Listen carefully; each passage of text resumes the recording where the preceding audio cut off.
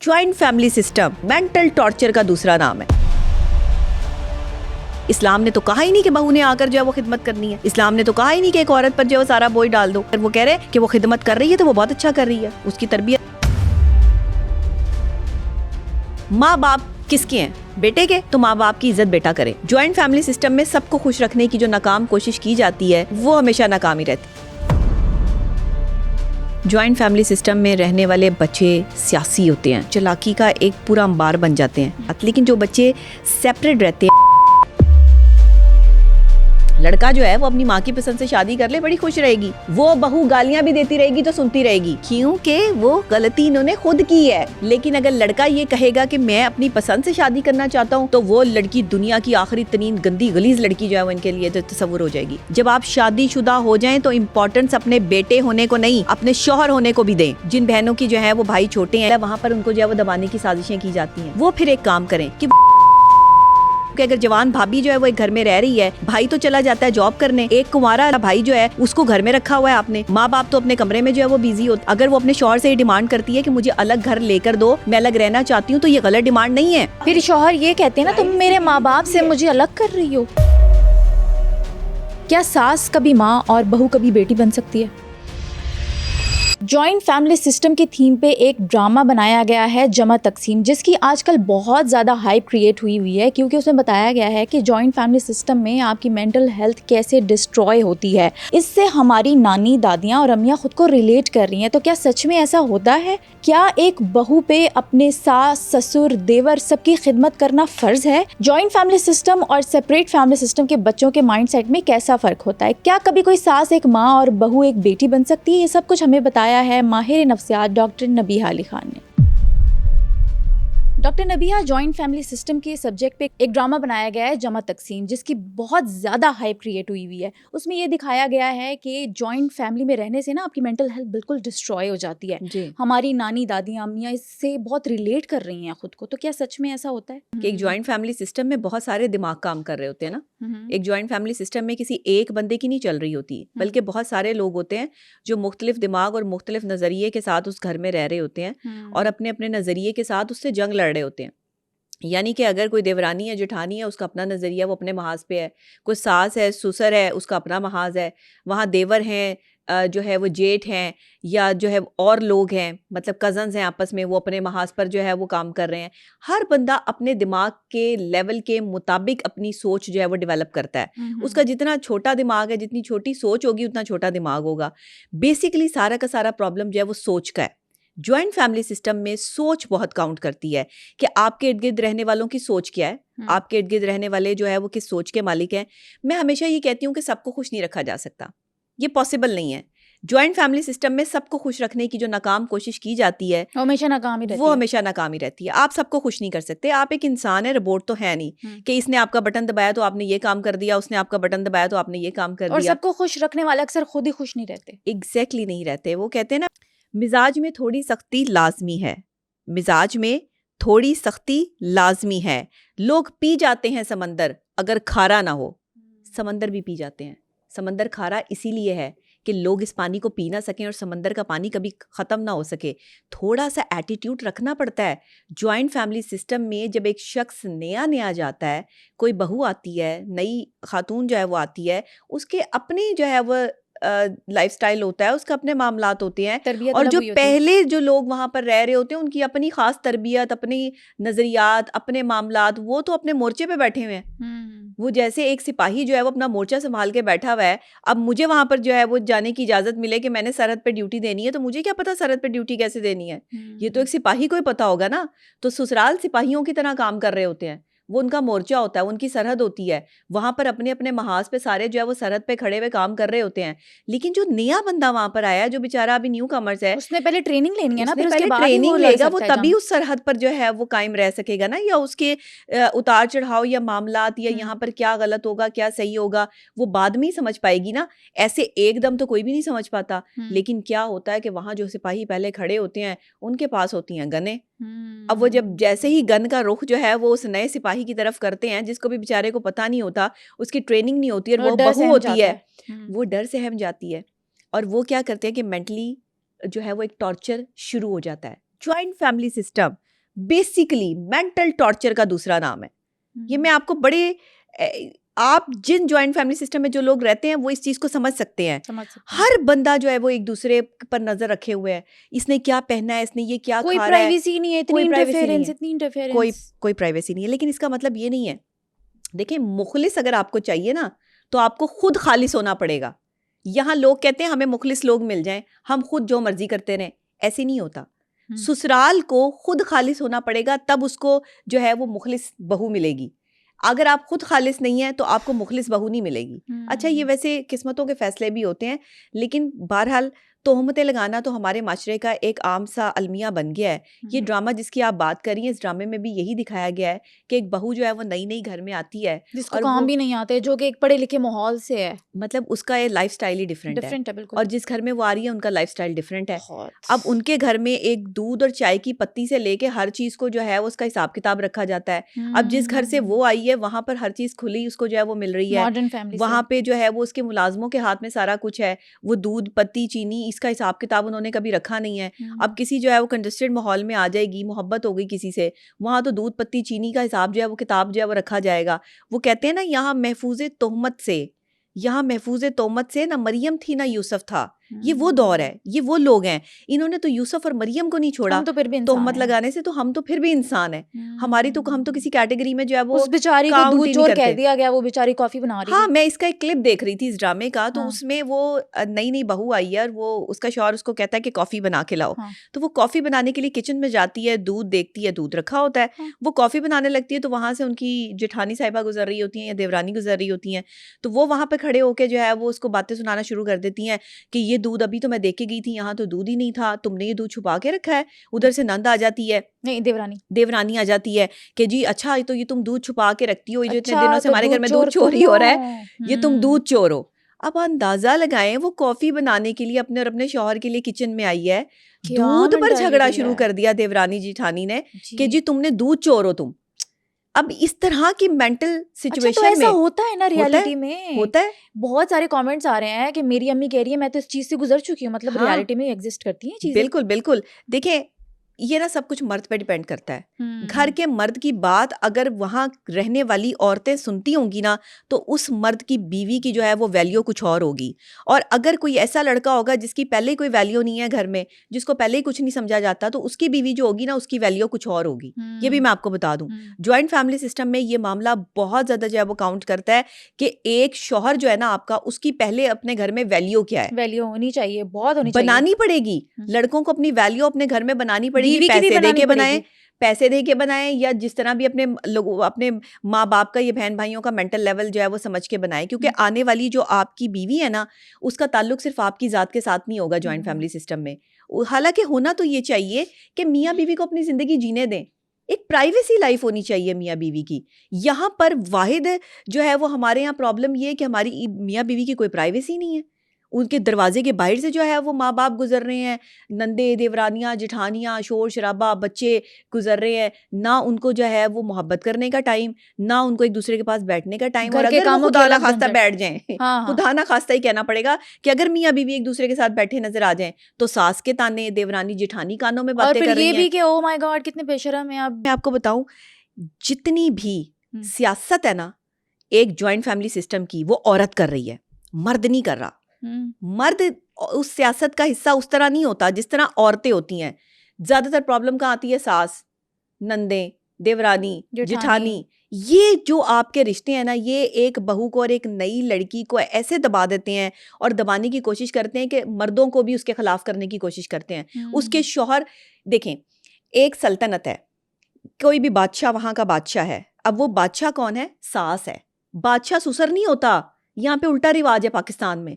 यहाँ पे मलिका नहीं होती, यहाँ पे बादशाह सास होती है।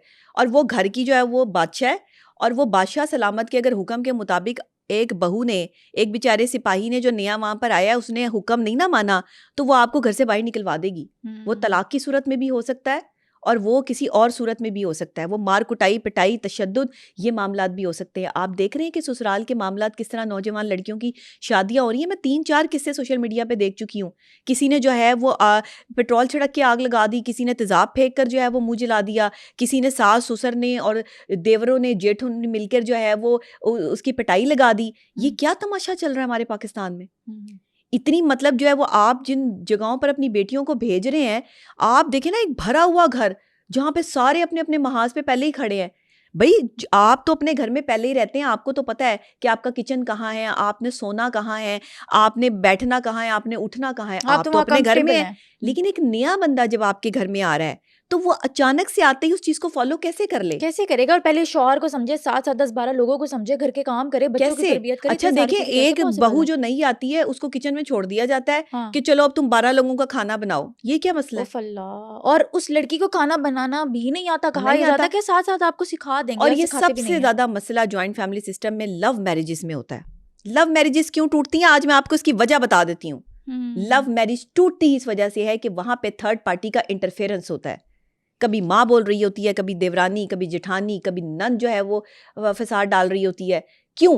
क्योंकि उस लड़की से जेलसी फील हो रही होती है कि हमारा भाई इसको पसंद करके ले क्यों आया है, हमारे भाई जो है वो इसके पीछे पागल क्यों हो गया, अब हम इसे पागल करेंगे। अब ये आ गई है ना हमारे घर में, हमारे मोर्चे पे आ गई है। अब हम सिपाही तो यहाँ के हम हैं, अफसर तो हम हैं। तो जो अफसर शाही होता है वो तो अपनी अफसर शाही में जो उसके मातहत काम कर रहे होते हैं उनको तकलीफ और अजियत दे के मेंटल डिसऑर्डर कर देता है। जॉइंट फैमिली सिस्टम में बहू को नौकरानी की तरह क्यों ट्रीट किया जाता है कि वो सबके काम करे, सास ससुर देवर जी सबके ही काम करे? मैं ना यहाँ पर एक जुमला पहले बोलना चाहूंगी मर्दों के लिए। कि देखिए, मर्दानगी ये नहीं होती कि आप कितनी औरतें फंसा सकते हैं।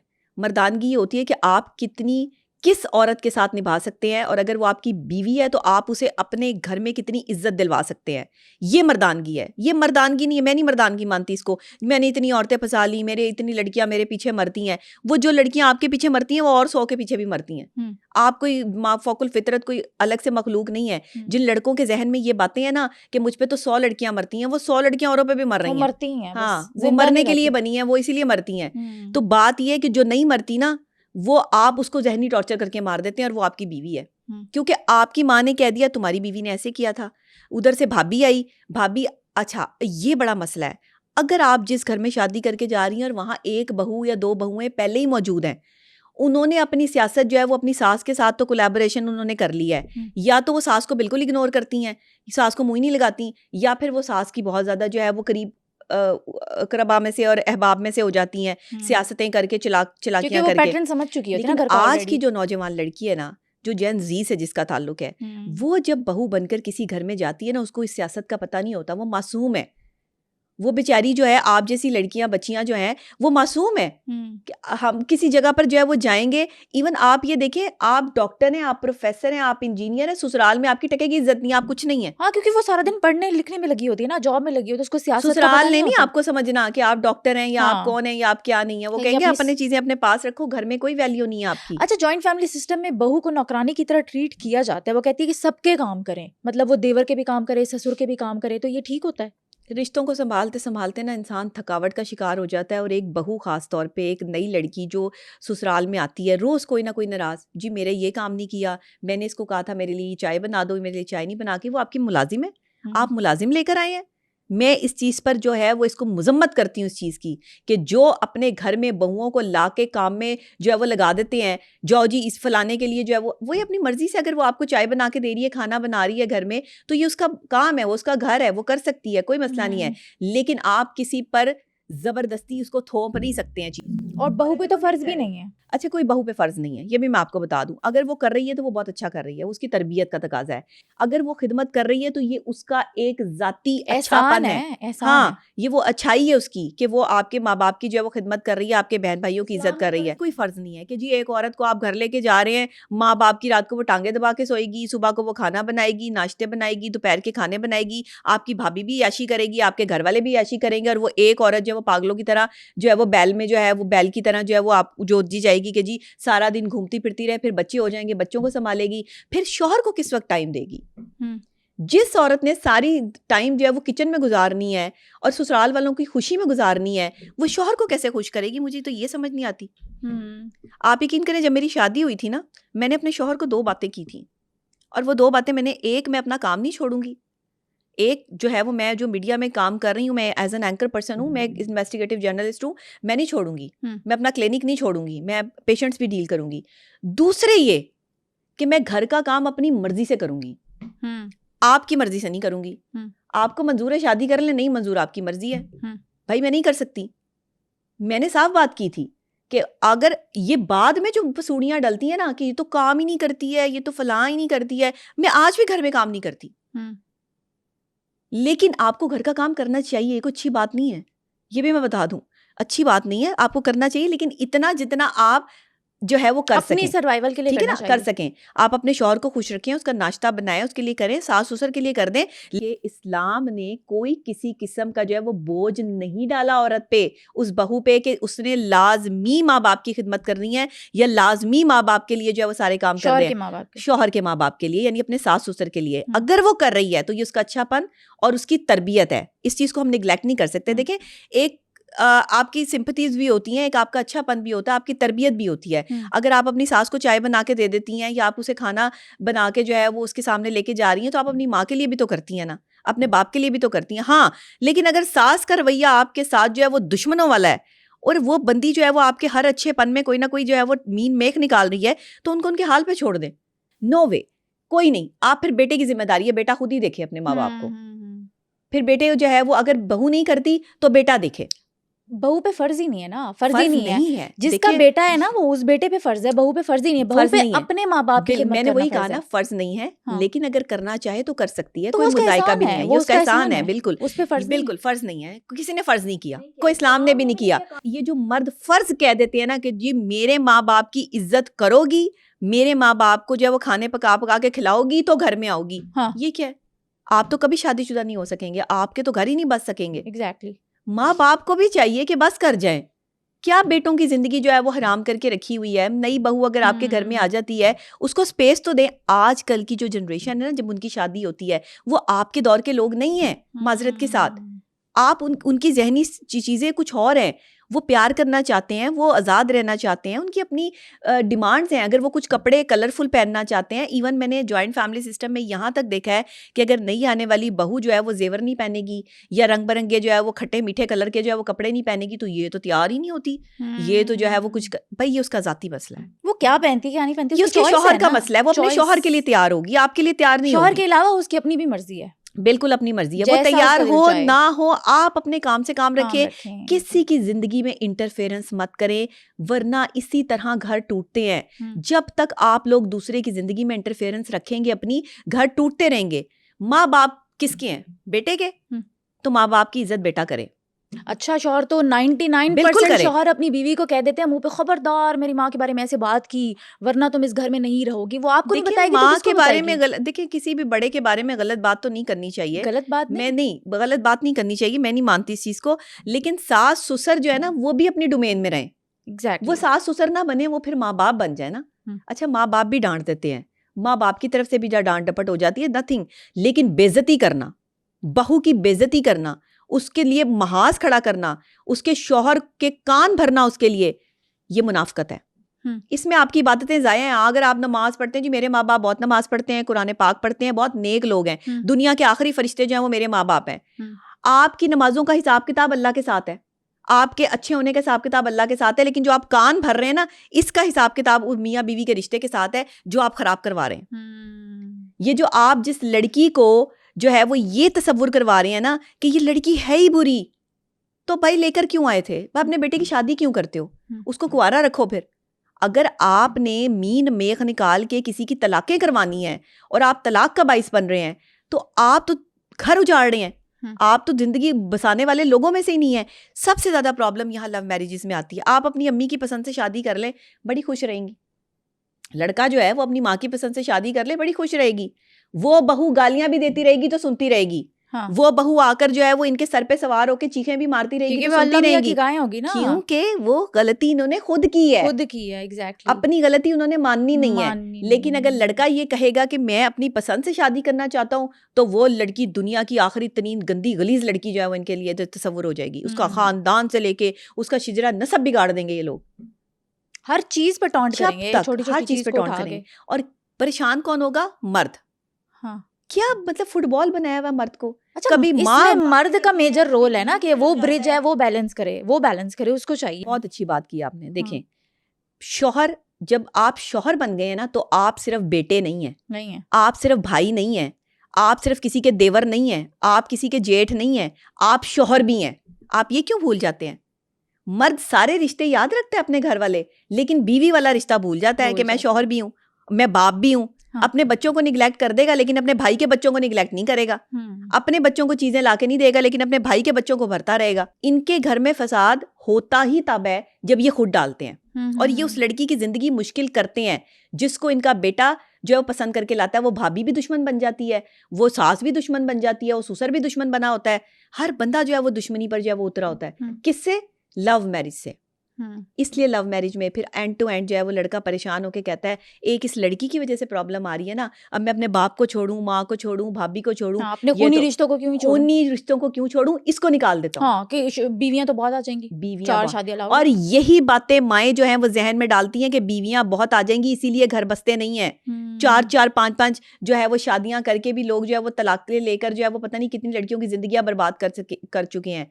कितनी तलाक़ी याफ्ता लड़कियां जो है वो इस टाइम घरों में बैठी हैं, सिर्फ इन छोटी छोटी गलतियों की वजह से, इन छोटी छोटी चपकलिशों की वजह से, इन छोटी छोटी सियासतों की वजह से। घर एक ऐसी सल्तनत और एक ऐसी डर्टी पॉलिटिक्स जो है वो वहां पे चला रही होती हैं ये औरतें, जो सास है, नंद है, देवरानी है, जेठानी है, ऐसी डर्टी पॉलिटिक्स पे उतरी होती हैं कि पाकिस्तान की पॉलिटिक्स भी इतनी डर्टी नहीं है। अच्छा, बीवी का अपने शौहर से अलग घर का डिमांड करना क्या गुनाह है? क्योंकि बीवी जब भी बात करती है तो शौहर तो आग बगोला हो जाते हैं और बात तलाक तक पहुंच जाती है। शौहर क्यों आग बगोला होता है? क्योंकि उसकी ट्रेनिंग उसकी माँ ने ऐसी की होती है कि तुम्हारी बीवी ने आते ही तुमसे अलग घर की डिमांड करनी है और तुमने अलग नहीं होना। कोई गुनाह नहीं है, प्राइवेसी ज़रूरी है मियाँ बीवी की। अगर आप जो है वो जॉइंट फैमिली सिस्टम में रहते हुए ये देख रहे हैं कि आपकी प्राइवेसी डिस्टर्ब हो रही है और आपके उस घर की भाभियों का या उस घर की जो है वो सास का या उसके जो है वो कमांड आपकी जो है वो मेंटल हेल्थ को डिस्टर्ब कर रहा है, सबसे बेहतरीन चीज़ दुनिया में सुकून है। सुकून के लिए अगर आपको जो है वो आप पोर्शन अलग कर लें, एक घर में आपके पोर्शंस भी तो होते हैं। और मैं चाहती यही हूँ कि अगर जॉइंट फैमिली सिस्टम में लोग रहें तो अपने पोर्शन अलग रखें।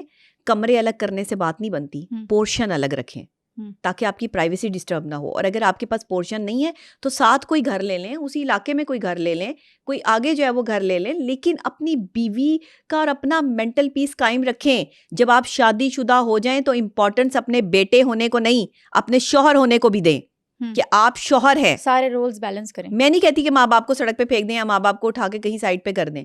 जाहिर है हमारे घर में भी भाभियां हैं, लेकिन आज तक मैंने अपनी भाभी के किसी मसले में टांग अड़ाने की कोशिश नहीं की। पूरा घर उसके हवाले है, वो जैसे मर्जी चलाए, जो मर्जी करे।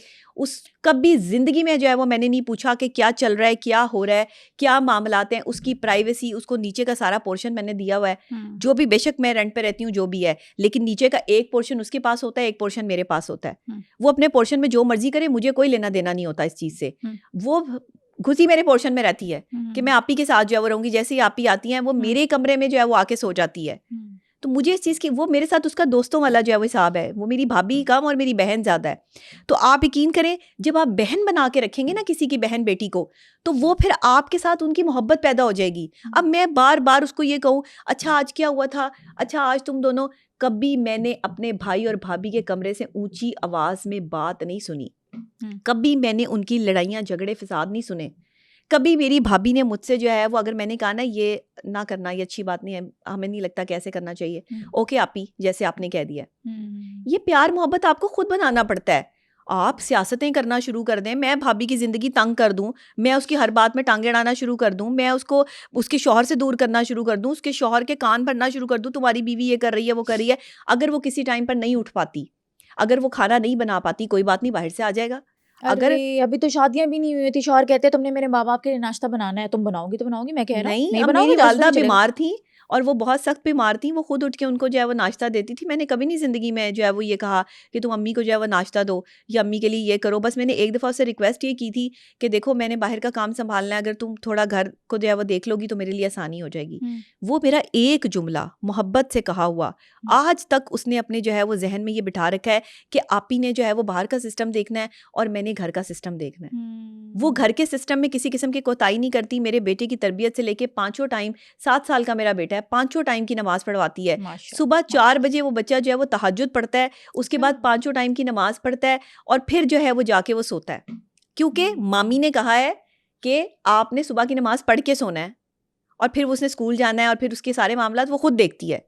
ये होती हैं भाभियां खुद शौक से करती हैं जब आप उनको इज्जत देते हैं। जब आप उनके खिलाफ सियासतें करना शुरू कर देंगे, जब आप उनकी, भाई भाभी क्या बीमार नहीं हो सकती औरत है, भाभी का माइंड, भी तकलीफ भाई भाभी को गुस्सा नहीं आ सकता सकता है। भाभी आपको ये नहीं कह सकती। अब अक्सर औकात मेरी भाभी कहती आप ही, मैंने नहीं करना, मुझे मेरा नहीं दिल करा। तो आप ही आगे से नहीं बोलती कि क्यों नहीं करना, करके दो, मैं तुम्हारे शौहर को शिकायत लगाती हूँ, मैं ये करती हूँ। मैंने तो नहीं कहा कभी। मैंने कहा ओके तुम्हारा दिल नहीं कर रहा है, इट्स ओके, कोई बात नहीं, तुम इजी हो जाओ, तुम रेस्ट करो, मैं कर लेती हूँ। ये देखें आपको करना पड़ेगा। अब ये वाली सियासत कि तुम्हारी बीवी तो कोई काम ही नहीं कर रही है, मैं जाके अपने भाई के कान भरना शुरू कर दूं तो मेरा तो घर डिस्टर्ब हो जाएगा। मेरी भाभी ये कहती है मुझे कि मेरी दोस्त कहती हैं, मेरी फ्रेंड्स कहती हैं कि तुम तो एक बहुत अच्छे घर में हो, कि जहाँ डॉक्टर नबिया तुम्हारी जो है वो नंद है और तुम जो है वो तो तुम्हारा ख्याल करती होंगी, जिस तरीके से वो रिश्तों के हवाले से बात करती हैं। ये तो कभी आप उसका इंटरव्यू करें तो वो खुद बताएगी, अपने मुंह से मियाँ मिठू बनने की मुझे ज़रूरत नहीं है। लेकिन मैं आपको ये बता रही हूँ कि मेरा अमल क्या है अपनी भाभियों के साथ, ये मेरे मामलात हैं और वो गवाही देंगी कि मैंने ज़िंदगी में आज तक उनके साथ कुछ गलत नहीं किया। उनके साथ नहीं किया, अपने घर वालों के साथ नहीं किया, तो बाहर वालों के साथ कैसे कर सकती हूँ। ये जो सियासी लोग होते हैं ना, डर्टी पॉलिटिक्स वाले, गंदे जहन वाले, मेरी वालदा ने भी कभी जो है वो कोई रोक टोक नहीं की थी। वो एक अच्छी सास थी, अल्लाह उनको जो है वो उनके दर्जात बुलंद करे कि वो एक अच्छी सास थी। उन्होंने अपने हाँ, वो रोक टोक इस बात में ज़रूर रखती थी कि वो सफाई पसंद बहुत थी, उन्हें सफाई का जो है वो इस बड़ा वो होता था, मैं ज़रा थोड़ा सा इनको रिलैक्स दे देती हूँ इन सब चीज़ों पे। तो मैं अम्मी को समझाती थी कि अम्मी कोई बात नहीं, उनकी अपनी ज़िंदगी है, जीने दे, हमें उनकी। अगर मेरा भाई अब भाभी को लेकर जो है वो 2 बजे तक भी रात को घर से बाहर है तो यार मियाँ बीवी है भाई, वो जाए जो मर्जी करे, हमें क्या प्रॉब्लम है कि वो 2 बजे जी घर आ जाओ, 3 बजे घर आ जाओ, तुम्हें घर आना चाहिए, तुम अपनी बीवी के साथ बाहर नहीं निकल सकते, क्यों नहीं निकल सकते, क्या प्रॉब्लम क्या है। अच्छा, जॉइंट फैमिली सिस्टम के और न्यूट्रल फैमिली सिस्टम के बच्चों के दिमाग में कैसा फ़र्क होता है, कैसा माइंडसेट होता है उनका? बहुत ज़्यादा फ़र्क होता है। कैसा? जॉइंट फैमिली सिस्टम में रहने वाले बच्चे सियासी होते हैं, सियासत करते हैं, चालाकी और मक्कारी में इतने आगे बढ़ जाते हैं क्योंकि मुख्तलिफ जहन रखने वाले लोगों के साथ जब वो बड़े होते हैं, पनपते हैं, वो हर किसी की सियासत और चालाकी देख रहे होते हैं। आपके घर में कोई एक शख्स ऐसा होता है जिसे बहुत ज़्यादा गुस्सा आता है, कोई एक शख्स ऐसा होता है कि जिसे बिल्कुल गुस्सा नहीं आता है, जो बिल्कुल ही जो है वो बात ही नहीं करना चाहता है। अलग अलग से जो है वो हर बंदा अपने अलग अलग माइंडसेट के साथ जो है वो जॉइंट फैमिली सिस्टम में रह रहा होता है। तो बच्चे जो होते हैं ना, ये बच्चे आपके अमल से ऑब्जर्व कर रहे होते हैं कि चाचू का क्या बिहेवियर है, पप्पो का क्या बिहेवियर है, यहाँ पर जो है वो और दादों का क्या बिहेवियर है, दादा का क्या बिहेवियर है। वो सारे बिहेवियर्स इकट्ठे करके एक बच्चा बनता है जो जॉइंट फैमिली सिस्टम में रहता है। बिहेवियर्स अच्छे होंगे तो आप जो है वो जॉइंट फैमिली सिस्टम में एक अच्छे बच्चे जो है वो डेवलप करेंगे। लेकिन प्रॉब्लम क्या होती है कि वो बच्चे जो जॉइंट फैमिली सिस्टम में पनपते हैं या बड़े होते हैं, वो किसी न किसी एक मेंटल डिसऑर्डर का शिकार लाजमी होते हैं, ट्रॉमेटाइज्ड होते हैं ना, बचपन से लड़ाइयाँ देखी होती हैं उन्होंने, पॉलिटिक्स देखी होती है। पॉलिटिक्स इतनी होती है कि अगर उनकी माँ को किसी ने कह दिया है, देखें जब तक वो किसी की बीवी है, शौहर तो बर्दाश्त कर रहा है, बच्चे बर्दाश्त नहीं करते कि उनकी माँ को कुछ कहा जाए। हाँ। जब वो माँ बन जाती है ना, फिर सास कुछ कहे तो दादों ने मेरी मम्मा को क्यों बदतमीजी की है, या जो है वो फलानी मामी ने या चाची ने या ताई ने जो है वो क्यों बदतमीजी की है, वो क्यों इस तरह मेरी मामा के साथ करती हैं। मैं छोटी थी ना, और मैं जब देखती थी कि मेरी वालदा जो हैं वो अपनी फैमिली में जाती थी और कोई कज़न या कोई आंटी, एक हमारी आंटी होती थी बड़ी तगड़ी किस्म की, जो है ना वो कराची में रहती थी। अच्छा। अब वो इस दुनिया में नहीं है। उन्होंने एक दफ़ा मेरी मम्मा को डांट दिया, तुम चुप कर जाओ, तुम बड़ों के आगे ना बोला करो। अच्छा। तो मैं एक छोटी बच्ची थी, कुछ 7-8 साल की होंगी, मैंने उनको डांट दिया। अच्छा। मतलब खबरदार, मेरी मम्मा को आपने कुछ कहा तो बदतमीजी नहीं करनी, जुबान नहीं चलानी मेरी मम्मा के आगे। ये मैं एक 7 साल 8 साल की बच्ची, इवन मेरी खाला मेरी मम्मा को कुछ कह रही थी, मैं उनको भी पड़ जाती थी। और मैं ऐसी ही हूँ, मैं बदतमीजी बर्दाश्त नहीं करती। कोई मेरे साथ बदतमीजी करे, मैं आखिरी दम तक कोशिश करती हूँ। अब मैं क्योंकि मशहूर हो गई हूँ, अब मैं इनको जवाब ही नहीं देती, क्योंकि जिसको मैं जवाब दूंगी वो भी मशहूर हो जाएगा, इसलिए मैं इनको मशहूर नहीं करना चाहती। इनकी बदतमीजियां जो मैं सुनती रहती हूँ और बर्दाश्त करती रहती हूँ, वरना मेरे जैसा बंदा बदतमीजी एक लम्हा बर्दाश्त ना करे और सबक वो दे कि सारी जिंदगी याद रखें कि इनके साथ हुआ क्या है। अच्छा, तो इनके माइंडसेट कैसे होते हैं बच्चों के? बच्चों के माइंडसेट मैंने आपको बताया ना कि जो जॉइंट फैमिली सिस्टम में रहते हैं वो तो एक चालाकी का एक पूरा अंबार बन जाते हैं बहुत सारे माइंडसेट के साथ। लेकिन जो बच्चे सेपरेट रहते हैं, जिनकी तरबियत जो है वो माँ बाप करते हैं, वो क्योंकि एक ख़ास माइंडसेट के साथ डेवलप होते हैं, उन बच्चों में और जॉइंट फैमिली सिस्टम के बच्चों में ज़मीन आसमान का फ़र्क होता है, लैंग्वेज का फ़र्क होता है, स्टाइल का फ़र्क होता है, कॉम्बिनेशंस का फ़र्क होता है, ज़िंदगी का फ़र्क होता है, शख्सियत का फ़र्क होता है। ये ऐसे फ़र्क हैं कि जो आप जॉइंट फैमिली सिस्टम के बच्चों को भी बिठा लें और पर्सनल जो आपने माँ बाप ने जिनको जो है वो तरबियत दी है, जिनका ताल्लुक सिर्फ जो है वो स्पेसिफिक अपनी लाइफ से, उनको भी बिठा लें। ट्रॉमाटाइज बच्चे वो होंगे जो जॉइंट फैमिली सिस्टम में रहते हैं। ताई भी जो है वो जाके बातें कर रही होगी, जो है वो और भी जो है वो और बच्चे कान लगा के बातें भी सुनेंगे, फिर माँ भी सियासत कर रही होगी और भी लोग सियासत। मैं नहीं कहती सब करते हैं ऐसा, देखिए सबकी बात भी नहीं हो रही है, जो करते हैं ये उनकी बात हो रही है और हमेशा से वही लिया करें इस चीज़ को।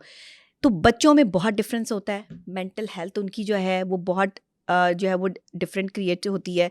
और फिर दूसरी बात ये कि बच्चों के बिहेवियर्स बहुत काउंट करते हैं। एक जो बच्चे सेपरेटली जिनकी तरबियत होती है, उन्हें हर चीज़ प्रोवाइड की जा रही होती है, वो एक रिस्पेक्टेडली रिप्यूटेडली जो है वो अपनी पर्सनैलिटी को ग्रूम करते हैं। अब ये बड़ा मसला होता है कि आपके बच्चे अगर अच्छे स्कूल में पढ़ते हैं और आपके भाई के अच्छे बच्चे जो है वो अच्छे स्कूल में नहीं पढ़ते, तो ये बड़ा मसला है। वो बच्चे किसी और लेवल पर जो है वो ग्रो कर रहे होंगे, आपके बच्चे किसी और लेवल पे ग्रो कर रहे होंगे, वहाँ पे कॉम्प्लेक्स आ जाएगा। फिर क्या करते हैं कि भाई आपस में, बहनें आपस में बैठकर जो है वो अपने बच्चों का जो है वो कंपटीशन जो है वो शुरू कर देते हैं। मेरा बच्चा तो A+ ग्रेड लेता है, तुम्हारा बच्चा तो जो है वो कौन जहन है। अब सारे बच्चे वहाँ पे बैठे हुए हैं और पूरा जो है वो मजमा इकट्ठा होकर जो है वो बच्चों पर टारगेट कर रहा है। ये उनकी जहनी सेहत पर बहुत बुरे असरात मुरतब करता है कि मेरा कज़न तो इतने अच्छे नंबर लेता है, उसकी सब तारीफ़ करते हैं, मैं जो है वो पढ़ाई में निकम्मा हूँ। वो बेचारा बच्चा पढ़ने की कोशिश भी करता है तो वो नहीं पढ़ सकता। देखिए जो पढ़ सकता है वो अच्छा पढ़ रहा है, वो अच्छा पढ़ रहा है, अपने लिए पढ़ रहा है, वो कुछ बनेगा, अपने लिए बनेगा, अपने वालिदैन का नाम रोशन करेगा। जो नहीं पढ़ रहा उसको प्रेशराइज करने की ज़रूरत नहीं है, या उसको और दूसरे बच्चों के साथ कंपेयर करने की ज़रूरत नहीं है कि ये बच्चा नहीं पढ़ रहा तो ये बच्चा पूरी दुनिया का कोई पता नहीं बहुत ही बुरा बच्चा है। वो उससे उसकी जहनी सलाहियत इंक्रीज नहीं होगी, डिक्रीज होगी। और इस ड्रामे में जैसे दिखाया गया, लड़की हरास हो रही होती है अपने कजन से और वो बहाना क्या लगा रहे होते हैं कि बेचारी पढ़ नहीं पाती ना, सहम जाती है, डरपोक सी है। आपको पता है कि जॉइंट फैमिली सिस्टम में ये जो कज़न सिस्टम है, ये जो भाई के और बहनों के बच्चे आपस में एक ही छत के नीचे जो है वो रह रहे होते हैं, या भाभी के बच्चे जो है वो एक ही छत के नीचे रह रहे होते हैं, यहाँ हैरेसमेंट के वाक़यात बहुत ज़्यादा हैं। मेरे पास 2 केसेस इस तरह के आए कि जिसमें ताया का जो बेटा था वो बाकायदा तौर पे उस बच्ची को जो है वो हैरास करता था और उसको ऐसे जो है वो गलत तरीके से जो है वो प्रिटेंड करता था, और जैसे ही अगर वो चिल्लाती थी, शोर मचाती थी, या अपने माँ बाप को बताती थी या उसके माँ बाप को बताती थी, तो उसी को गलत तस्वुर जो है वो करवा दिया जाता था और उसी के ख़िलाफ़ जो है वो उसके वालिदैन खड़े हो जाते थे। जो उसकी ताई थी वो उसी को बातें सुनाना शुरू हो जाती थी कि तुम्हारी बेटी का जो है वो करैक्टर अच्छा नहीं है। वो बच्ची इस कदर मेंटली डिस्टर्ब हो गई थी, 17 साल की वो बच्ची, और वो लड़का जो है वो 20 साल का। वो 20 साल के लड़के ने कोई कसर नहीं छोड़ी थी उसको तंग करने में और उसको परेशान करने में। इवन वो जब अकेले कमरे में होती थी तो वहाँ पर जो है वो जानबूझ के उसको अरेस्ट करता था। बहुत सारे मामलात, इतने डेप्थ वाले मामलात जो मैं अभी आपको यहाँ पर बता भी नहीं सकती। दिखाया गया है ना। तो आप देखें ये जो कज़न सिस्टम है ना, ये बहुत ख़तरनाक है। जब आपके बच्चे जवान हो जाएं तो आप कोशिश करें कि आप जॉइंट फैमिली सिस्टम में ना रहें। आपकी बेटियों की इज्जत जो है वो आपकी इज्जत से भी बढ़ के होनी चाहिए। और अगर आपके भाई के जवान बेटे जो है वो उस घर में रहते हैं तो उनको अलग करें। क्या सास कभी माँ और बहू कभी बेटी बन सकती है? नहीं बन सकती। क्यों? क्योंकि बनेगी नहीं, बनना ही नहीं चाहते। सास कभी माँ के रूप में आना ही नहीं चाहती। सास को जब ये पता चलता है कि वो एक लड़की को देखने जा रही है अपने बेटे के लिए, तो वो बहू देखने जा रही है, वो बेटी देखने नहीं जा रही। बेटी तो उसके घर में उसके पास मौजूद है। बेटी को कोई तकलीफ हो तो सास को तकलीफ होती है, माँ को तकलीफ होती है, लेकिन अगर बहू को कोई तकलीफ हो तो सास को कोई तकलीफ नहीं होती, क्योंकि वो सास है। सास कभी माँ नहीं बन सकती और बहू कभी बेटी नहीं बन सकती, क्योंकि अगर कोई बहू बेटी बनना चाहेगी तो सास नहीं बनने देगी। सास अगर माँ बनना चाहेगी तो बहू नहीं एक्सेप्ट करेगी, क्योंकि जहन आपने ऐसे सेट कर लिए, माइंड सेट ऐसा सेट कर लिया कि मेरी सास है। माइंड सेट अगर ये होता कि मेरी माँ है और मैं इसकी बेटी हूँ, और सास का ये माइंडसेट होता कि ये मेरी जो है वो बेटी है, ये मेरी बहू नहीं है, और ये कोई अल्लाह वाले लोग नहीं है जिन्हें इस्लाम का ही नहीं पता। इस्लाम को अगर देखना है तो आप पहले अपने रिश्तों में देखें। इस्लाम सबसे पहले अपने घर में लेकर आएं, इस्लाम सबसे पहले अपने रिश्तों में लेकर आएं। इस्लाम की अहमियत को अपने रिश्तों में, मियाँ बीवी, बहन भाई, माँ बाप के रिश्तों में समझें। इस्लाम ने तो कहा ही नहीं कि बहू ने आकर जो है वो खिदमत करनी है। इस्लाम ने तो कहा ही नहीं कि एक औरत पर जो है वो सारा बोझ डाल दो। इस्लाम तो कह नहीं रहा। अगर वो कह रहे कि वो खिदमत कर रही है तो वो बहुत अच्छा कर रही है, उसकी तरबियत है, उसका इखलाक है। अगर वो अपने शौहर से ये डिमांड करती है कि मुझे अलग घर लेकर दो, मैं अलग रहना चाहती हूँ, तो ये गलत डिमांड नहीं है। ये मैं आपको बता दूं। फिर शौहर ये कहते हैं प्राइवेसी के लिए जरूरी है। मुझे अलग कर रही हो, क्यों माँ बाप से अलग कर रही हूँ? दिन में आप जो माँ बाप के पास चक्कर लगाएं, रात को तो अपनी बीवी को जो है वो दें, रात तो अपनी बीवी के साथ जो रहें, अपने बच्चों के साथ रहें। आपकी एक अलग प्राइवेसी होनी चाहिए। आपके माँ बाप आपके घर पे आके रहें, आप उनके घर पर जाके रह लें। लेकिन ये जो रोज रोज की किलकिल और ये जो रोज रोज के ड्रामे हैं, ये जो हर घर जो है वो एक फिल्म बन गया है, इस चीज को नहीं होना चाहिए।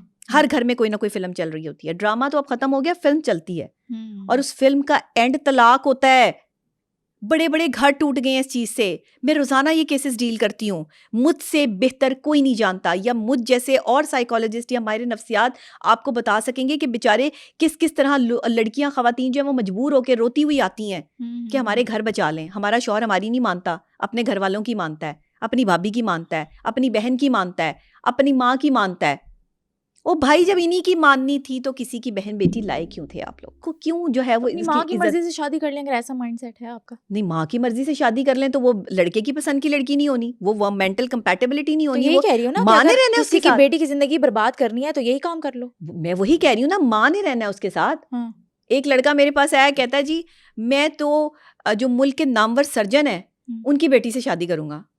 मैंने कहा मुल्क के नामवर सर्जन हो या मुल्क के नामवर जो है वो कोई आर्टिस्ट हो, सदर हो, सदर पाकिस्तान हो, किसी की भी बेटी से शादी कर लो। जब किसी लेवल के बंदे की बेटी को जो है वो तकलीफ और अजियत दोगे ना, वो तुम्हारी टांगे काट देगा। उसी लेवल की तकलीफ देगा वो तुम्हें फिर बताएगा कि तुम क्या हो। गरीब की लड़की लाके तो तुम उसके ऊपर जो है वो तशद्दुद भी कर लेते हो, और गरीब की लड़की लाके जिसके आगे पीछे कोई नहीं है उसको जो है वो तुम दबाने की कोशिश भी करते हो। लेकिन तुम नहीं दबा सकते उसको जिसका लेवल यहाँ पर है। जब तुम लेवल पे जाओगे और तुम्हारा लेवल यहाँ पर होगा तो वो तुम्हारे लेवल को फिर बताएगी तुम्हें आके कि तुम क्या हो। ये वाला जो माइंडसेट है ना, ये तब्दील नहीं होता। लड़की इनको कौन सी चाहिए? जो पैसे वाली हो। लड़की इनको कौन सी चाहिए? जो खूबसूरत हो। लड़की इनको कौन सी चाहिए? इसकी जुबान ही ना हो, जो म्यूट हो, क्यूट हो पर म्यूट हो। हाँ, मैं ये लड़कियों को कह रही हूँ, ये तलाके लेके घर जाके बैठ रही हो, अपने घर बसाना सीखो। इनको जो है वो अपने घर वालों को कहो, और फिर जिस घर में आप बेटी देते हैं ना, भाइयों को चाहिए, बाप को चाहिए खैर खबर रखें। जो भाई बाप खैर खबर रखते हैं ना बेटियों की आगे, उनके ससुराल वाले जरा सही तरीके से रहते हैं, पता होता है उनको। लेकिन जो भाई छोटे हैं उनको ये दबाने की कोशिश करते हैं। जिन बहनों की जो है वो भाई छोटे हैं या कोई और मामला है, वहां पर उनको जो है वो दबाने की साजिशें की जाती हैं। वो फिर एक काम करें कि वो किसी ऐसे बंदे से शादी ना करें जो डोमिनेंट पर्सनैलिटी का मालिक हो, जो ऐसा खुद गर्ज आदमी हो। वो फिर खुदा तर्स आदमी से शादी करें, उसका घर बस जाएगा। ये चीज़ें जहन में रखें। जॉइंट फैमिली सिस्टम में रहने के लिए आप एक जंग लड़ रहे हैं, एक महाज पे खड़े हैं, और ये सबसे बड़ा महाज जो है वो घर की छोटी बहू पर आ जाता है या घर की बड़ी बहू पर आ जाता है। ये बीच की जो बहुएं होती हैं ये निकाल जाती हैं टाइम, लेकिन सबसे बड़ी बहू और सबसे छोटी बहू ये फंस जाती हैं, क्योंकि इन पर बोझ जो है वो ज़्यादा डाल दिया जाता है। और ये मेंटालिटी माँ बाप की तो कभी भी नहीं बदल सकती। ये तो किसी और दौर के जो है वो मामलात हैं और बात है, इनकी सोच किसी और डेवलप हुई है। तो ये शायद आज की जनरेशन को उस तरीके से जो है वो नहीं समझ सकते। तो इसके लिए सिर्फ शौहर को ही करना पड़ेगा जो भी करना पड़ेगा, और इसके अलावा कोई ऑप्शन नहीं है। सुनो पॉडकास्ट के बहुत से ऐसे व्यूवर्स हैं जिन्होंने अभी सुनो डिजिटल चैनल को सब्सक्राइब भी नहीं किया, और अगर आप समझते हैं कि मेरे इस पॉडकास्ट से आपने कुछ सीखा या फिर समझा, तो अभी सुनो डिजिटल चैनल को सब्सक्राइब करें ताकि मैं इसी तरह का वैल्यूएबल कंटेंट आप सब लोगों के लिए लाती रहूं।